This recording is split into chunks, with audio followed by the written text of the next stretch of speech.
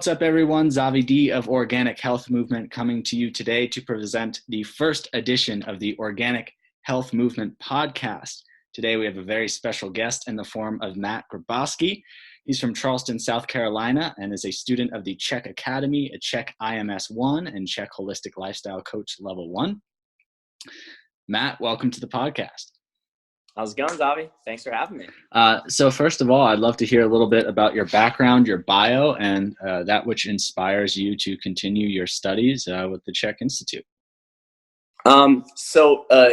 Brief background as to why what got me started in my health journey and what brought me to the CHEK Institute.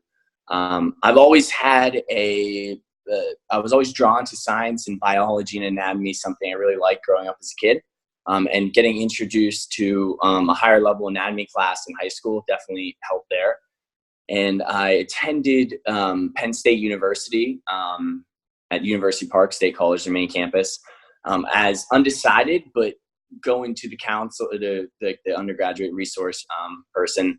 I went in as a biomedical engineering student, and I knew I really wasn't suited out for that. I didn't really think I wanted to be an engineer. And she was like, "Do you know about our kinesiology program?" And I was like, "Oh, what is that?" And she's like, "Biomechanics, exercise physiology, neuroanatomy." I'm like, "Yo, I am in." So I started up with that, and I loved it. I got to do research in several different fields as externships that I had to necessarily do them, but I could have slacked off and done something easy. But I wanted to delve into the research a little bit, so I got to work in different fields of psychology and biomechanics. And then something that I think was pivotal for me was I started teaching my own physiology labs, which was really cool. I had small 16, 18-person classrooms, and I was a TA, but I got to teach the entire class by myself and run the classrooms and do everything. So I did that for 6 semesters, and then I also got to teach and TA anatomy labs and do a dissection. So all that with all the kinesiology stuff, I really enjoyed it and loved my time at Penn State. And after Penn State, or during Penn State, I had an externship with an applied kinesiologist, which is a further down the road of a chiropractor. So he's a chiropractor, but practices applied kinesiology using functional medicine, muscle testing, that kind of stuff, and really inspired me to how to treat and how to approach one-on-one coaching in a sense. So I moved down to Marietta, Georgia last August, so August 2018, to go to Life University Chiropractic School. And after going down there, seeing a few classes, weighing out my options of work, I decided to put it off for a quarter, ended up putting it off for my life. And then I think it was through maybe the On Optimization Hour, which is now the Cal Kingsbury podcast. I heard about Paul CHEK, and it just kind of ticked a little bit. And he was like, "Yeah, Paul CHEK's like a wizard." And I just kind of stored that name. And then about a month later on the Mind Pump Media podcast, I heard them talk. They were like, "Oh, our good friend Paul CHEK, and he's so smart." And I was like, "Let me check this guy out real quick." And then I found out that he had a 4-year CHEK Academy system. And I looked into it, got some information, and signed up for it, and I've been loving it since. So that was about a year ago. So right now I'm in year 2 of the CHEK Academy. I have my HLC level 1, my IMS level 1, and honestly, my goal is to become a CHEK faculty member. It's something that I write down every single day, and it's something that I really, really want to do, is help teach other people and love the system and get into it. So hopefully that worked out well. Man, that's beautiful. I love hearing about your journey. I think it's really powerful that you have a really solid background in anatomy and physiology behind your CHEK training. I think it's super important. For those who don't know, who may be new to the podcast, because pretty much everyone is, the CHEK Academy, like Matt said, is a 4-year program where we delve into the best of corrective kinesiology and mix that with holistic lifestyle coaching to design holistic exercise programs for our clients, and go all the way into orthopedic rehabilitation. And we combine the best of Paul's 35 years of knowledge into a 4-year program that prepares us to take on a whole list of different case cases in the form of injury, in the form of digestive disorder, in the form of musculoskeletal complaint, everything up and down the chain. And so Matt is a wonderful example of the gems that system is producing. There we go. So speaking of Paul, people like Paul who have inspired you, you talked a little bit about Kyle Kingsbury. I know that he's really big in our community. Yeah. So people like Kyle or Paul, I'm wondering what qualities about their leadership really inspire you? And as you mentioned, in aspiring to be a CHEK faculty, what type of qualities and energy would you like to bring to your teaching and your students? You know, I think something that has been really profound to me and that has led to the most amount of growth is being open-minded and taking the integrative approach of bringing everything into being multimodal. So not just trusting one system. And something that I have to deal with, and hopefully I'm not getting too far off topic, something I have to deal with a lot with my clients is I almost feel like I've had someone say, like, it seems like you're in a cult. Like, it seems like you talk like you're in a cult. And I'm like, it's not though. And something that Paul preaches is like, we go out, like the goal is to go out and grab everything you can. And like the CHEK system is a great thing to be your cornerstone on because it's so holistic and it's so integrative, but go and get other certifications and get other educations and learn from other mentors that might have a different approach to make you ultimately the best person you can be, right? As a teacher, as a person, thus making everyone you interact with better in that sense. So having an open-minded sense in learning and growing. And another quality that I think really inspires me is embracing the feminine in myself. I've always known that I've been feminine, and growing up is such a weird thing to say.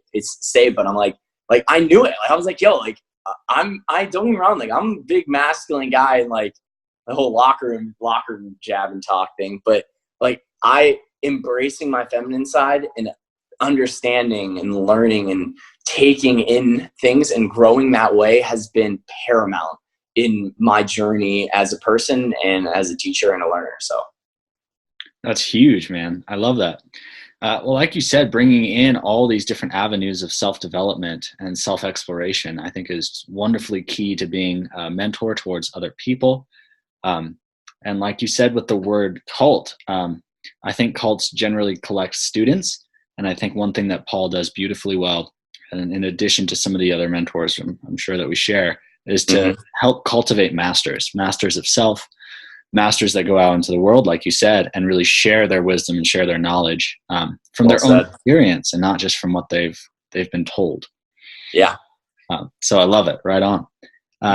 Next thing in my heart is I'm kind of wondering, in your life, like you said, you have a lot of different things that come together to create Matt and how you carry yourself with your clients and how you share on social media. So what really brings you joy and what is most exciting to you on a daily basis and a long term? Something that fills your heart with love and gives you the permission to express yourself fully.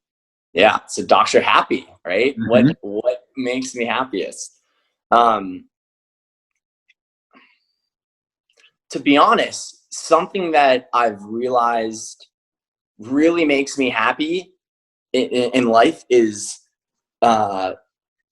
growth and challenge and putting myself in situations that I'm necessarily uncomfortable with and accepting failure in some of those situations, but realizing that something I heard Tom Bilyeu say was like, failure is the most data-rich information thing you can gain in, because there's so much insight into maybe why you failed and learning from that and putting myself in those situations has been something I've really enjoyed.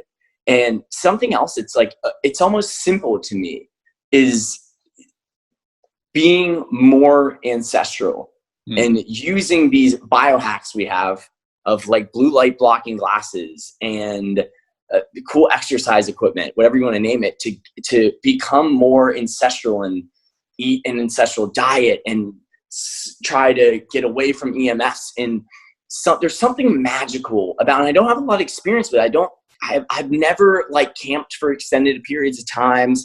I've always found it very weird for like me to be in like muddy situations, like without my shoes on. It's always been so weird, but it's like, I like have a calling for it. So when I'm in nature and when I'm experiencing this world that, you know, most humans experience for past millennia, that really brings joy to my life. So trying to get in those situations as much as possible. I love it. I love that you mentioned the primal aspect of our being, and how, as you said, some parts of ourselves may be hesitant or may be resistant to the idea of just getting dirty and getting in the mud and feeling connected back to the earth. And so I have another question. How would you describe the disconnect from our primal nature and how it affects our health?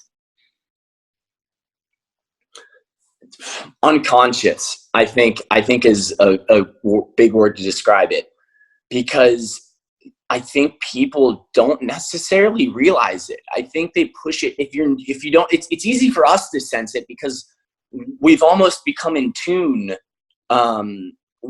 we've become very in tune with ourselves so that we can kind of feel that energy. And something that I felt today, and I feel it a lot, but I felt it very strong today. I was talking to my girlfriend on my phone and I could feel the energy from the phone on my face. And I'm like, I need to get this thing away from me. It's something that Paul talks a lot about, is like when you become more in tune with your feelings and how your body feels and the differences in that, just being in those certain situations, I've become, more in tune with it, in tune with the senses, and something that I think why we've gotten away from it is because it's become easy. And I really like the quote of, and I think it's like a 4-part quote. It's like awful times build strong men, and then like strong men build weak environments, and weak environments then make weak men. And I think we in our culture, you have to put yourself in these scary situations of struggle, of physical exercise, of these crazy hallucinogenic situations, putting yourself in these breathing situations, or getting in the cold pool and getting in the sauna. It's not comfortable, but back in the day, you had to do it, you had to go out and get firewood, and you were in the cold for 3 hours splitting wood for your family, because if not, then you couldn't provide for them. And it just needed to get done. Whereas today, it's so easy to sit back, and something I've really grown with is sitting back and playing Xbox for a couple hours. Then, just being in this very modernized environment that we have in Western society, and trying to, I think it's just easier, and our brain wants easy. It really does. I love that. Our brain wants easy. I love that you bring in the richness and the I think you referred to it as the density of data and failure for our growth and our expansion. And I definitely find in my own practice that the most uncomfortable things help me grow the most. So whether that be socially, physically, like you talked about in the cold plunge or the sauna, really putting yourself into a position where you have to confront from a primal perspective, an ancestral perspective, that which allowed us to not only, carry on our genetic lineage, but also gave us the spiritual strength to encounter those challenges within ourselves. And I think if we look at mental health, if we look at emotional health, there's so much repression when it comes to our inner world. And I think that has to do with what we're talking about with the ease and the comfort of our external world, because the inside never ceases to be challenging, but the outside is very comfortable. Yeah. Well said. Yeah, I think it's a really important point that you bring up with failure and discomfort. Tell us, if you feel comfortable, about a few experiences along your journey of perhaps failure or discomfort that have really shaped you into who you are today.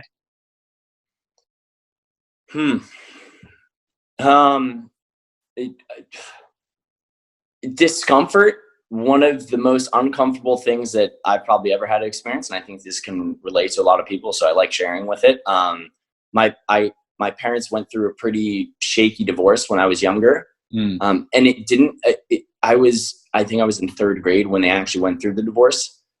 And they were fighting, but I was a little bit younger. So I knew they were fighting, but I don't remember as much as I mean, I don't want to really remember a lot of those things, but I don't remember that much. But more so the years afterwards of, I have an older brother and a younger brother, but I almost was very isolated. And I would hear a lot of the fights, which would make almost me become quiet, and like listen in a sense. And I think that has really made me grow into the individual that I am today, and which is, it's a foundation. It is the foundation of who I became today. Just those challenges I had to face. So that's something that's really helped me grow, mentally, right? And then something physically, when I was in 8th grade, so that's around 14 years old, I was snowboarding with my cousin and hit a large tree going about 20-25 miles per hour and completely shattered my right femur. Yeah, wow. So honestly, not that traumatic of an experience. It hurt really bad, and there was a lot of other things that happened that were really painful. And the surgery sucked, and I was in a wheelchair for a while, and therefore I was on crutches for a while. But aside from that, rehabilitating that really started my journey towards very well-structured strength and conditioning. I was fortunate enough. I've played hockey all my life at a pretty high level. So getting back into that, my brother and I went to a very high-performance gym in Pittsburgh called Umberger's Performance, which hosted many Pittsburgh Steelers, Pirates, and Penguins.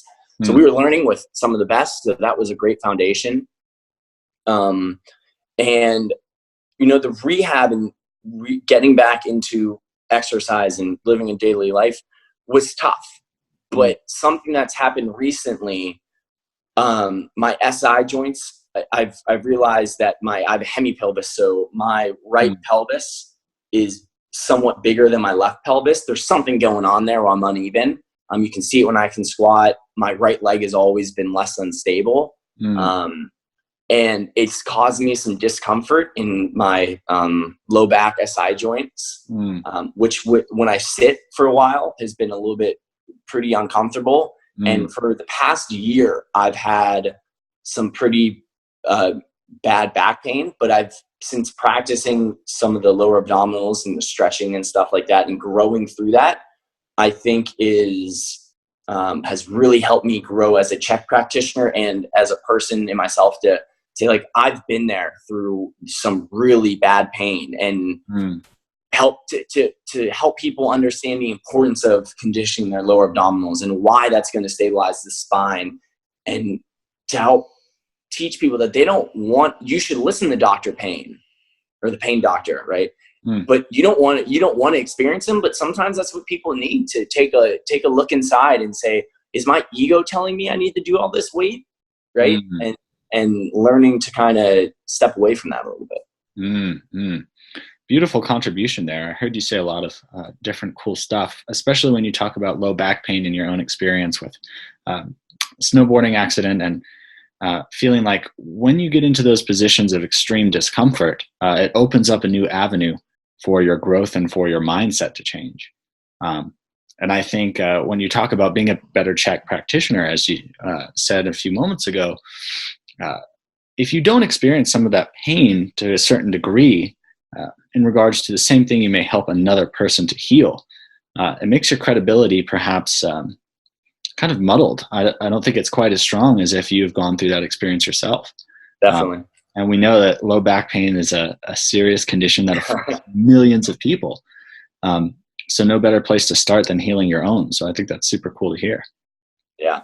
And I think the struggle with realizing like something as simple as like lower abdominal one, right? Like the very basic one is tough for me. So I think for maybe someone that has very well functioning abdominal wall, it's tough to kind of relate with someone who can barely even stabilize. I don't want to get too technical, but who can stabilize like you can if you're proficient in it, right? It's like, why can't you do this? Like, come on, we're doing this for 2 minutes. Like, and so I think that was very helpful and as a practitioner for my journey. Absolutely. I love that. Um, and like you said, some of the most simple deceiving things are the most difficult. Mm-hmm. As an analogy for a spiritual journey, for our emotional journey. And on that note, I also wanted to kind of pose a question to you, and this kind of segues beautifully. What does empathy mean to you? I think it's listening. Mm, For me at least, it's listening and understanding the uncomfortable situations as a coach, as a therapist, and also in other things. I've been a lot more empathetic of trying to understand what people are feeling in those situations, mm, and understanding that they're perceiving it in a completely different lens from all these things that's happened to them throughout their life, mm, all these their past experiences, all these crazy situations. They view it in a completely different lens. And from a coaching perspective, as a CHEK practitioner, getting someone in and doing the initial evaluation, which us as CHEK practitioners looks very different as normal personal trainers do, as far as even mentally and emotionally.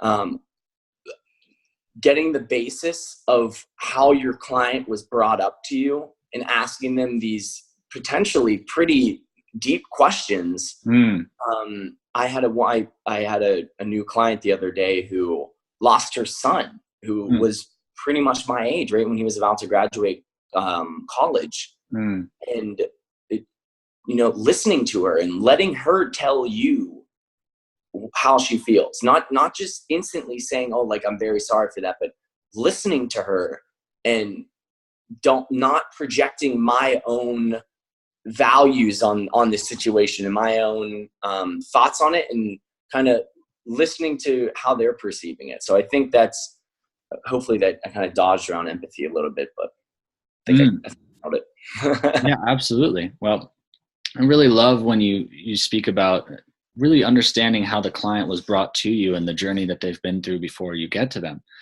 Um, we tend to objectify other people, and I know it's something that I'm working on in my interpersonal relationships, is to really value each individual as a soul, a collection of experiences, and not just Mm-hmm. necessarily the person in front of you. Um, I like to use this analogy in coaching that as a coach, we're becoming someone's mentor, yes, but also their friend and a confidant. And in Yeah. that process, like you said, we're very different. We start with deep questions, and the discomfort, as we've been talking about, can be palpable for that person. So, Mm-hmm. um, my experience of empathy is that being more empathetic and more compassionate with clients and really getting to know their heart is just as important as the assessment that we do physically. It's just as important as the HAQ or any other intake form we use. And sometimes it's even more important. I had someone come in who's fairly new to training, fairly new to the business that I'm working at, and I sat down for an hour with him and just talked. I just did the whole "What's your one love?" Found out, right, working through one love, two forces, three choices, four Mm, doctors, and mm, just getting a better understanding of what his goals were. mm, And my boss was like, "Did he just not want to like work out today?" I was like, "No, we just like, I needed to connect with him, and I need mm, to understand, like, why are you here? Like, what is your true reason for being here? Because I don't want to mm. project my values on him. Right. I don't want Right. to project what I think his goals should be. Right? Mm, I want to provide him with the education and the strategies to help himself.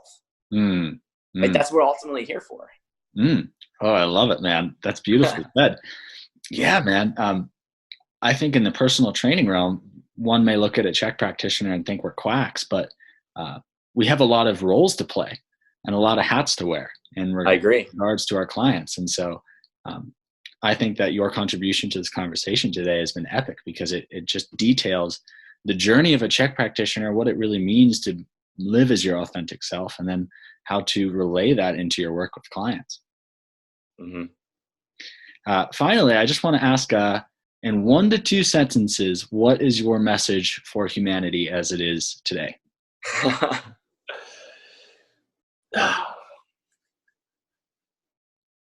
Live freely and love as much as possible. Mm, mm, I think, I don't think I think especially in the US today, we're very polarized. And I think it's a way that we almost disconnect from a lot of people. And just because you believe X, then you must believe everything else with that. mm, And I think we share a lot with more people than we think. And I think mm, there's just the very vocal minorities that make you think the everyone is one way or another. mm, So love often and live to your true self and do what makes you happy. mm. Beautifully said, man. Yeah, I think that polarity example is wonderful because we all do share a lot more than we think. And in the end, it's all just one soul experiencing itself through many, many bodies, right? Yep. I love it, man. Well, it's been a total pleasure to have you on the podcast today. I'm going to ask, where can people find you online? Um, and especially now, I'm doing a lot more on my Instagram, which is move_with_Matt. My website is mattgrebosky.com. You can find that through the Instagram too. And I'll be on there, and I'm going to be releasing a podcast soon. So Instagram is a great place to connect with me, and hopefully we can do this again and grow a little bit more and share our experiences. Absolutely love it. Feel free to check out all those social media avenues. Matt is bringing so much love to the world and so much wisdom in his social media. And I'm super pumped for anyone out there who's interested to work with Matt. Matt, are you accepting clients right now? Yes, yeah, I am in the local Charleston area. So if you need any help or you just want to talk and hang out, be happy to help you out. Oh, man, brother. Love it. Well, thank you, everyone, for joining Organic Health Movement and Matt Grebosky on our first edition of the podcast. And we look forward to bringing more beautiful content to you soon. Cheers.